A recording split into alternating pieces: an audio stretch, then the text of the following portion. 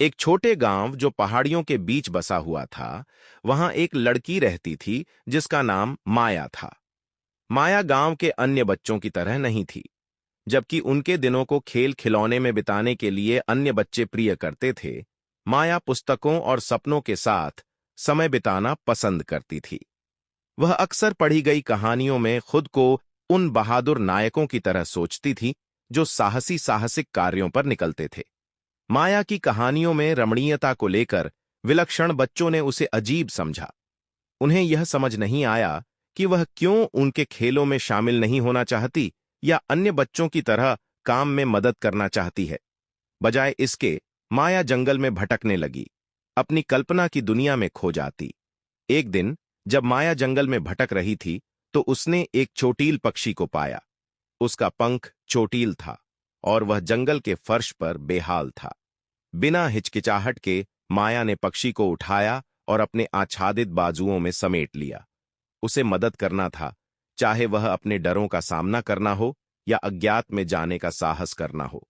निर्धारित दिल के साथ माया ने अपनी कहानी में बढ़ती ही की। उसने अपनी पंख को ठीक करने के लिए उपचार के लिए किसी को ढूंढने की यात्रा पर निकल लिया। रास्ते में उसने सभी प्रकार की बाधाओं का सामना किया, खतरनाक नदियों से लेकर डरावने जानवरों तक।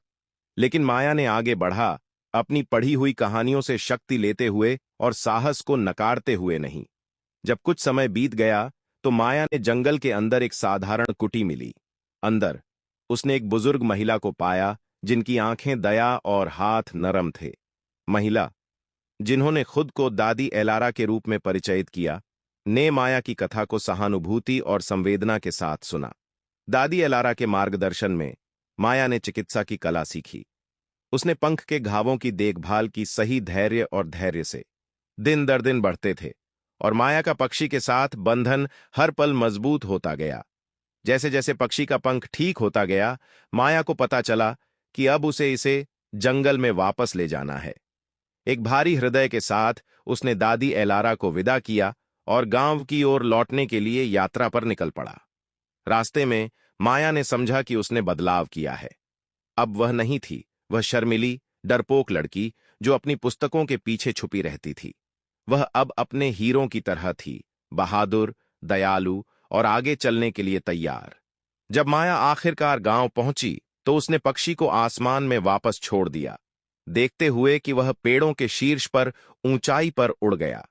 गांव वाले, जो पहले उसे संशय से देखते थे, अब उसे आश्चर्य और सराहना के साथ देखते थे। उन्होंने माया को उसके असली रूप में देखा, एक आशा का प्रकाश और प्रेरणा, एक ऐसी दुनिया में जो अंधेरे से भरी हो। उस दिन के बाद माया के दिन रोमांच और आश्चर्य से भर गए। वह अपने आसपास की दुनिया का अन्वेषण करती रही, न किसी चीज के साथ, न वह धैर्य और किसी के अन्यत्र छाया की कहानियों के साथ। और हालांकि उसका सफर अब भी खत्म नहीं हुआ था, माया जानती थी कि जब तक वह अपने आप में विश्वास रखती रहेगी, वह हमेशा अंत में विजय पा लेगी।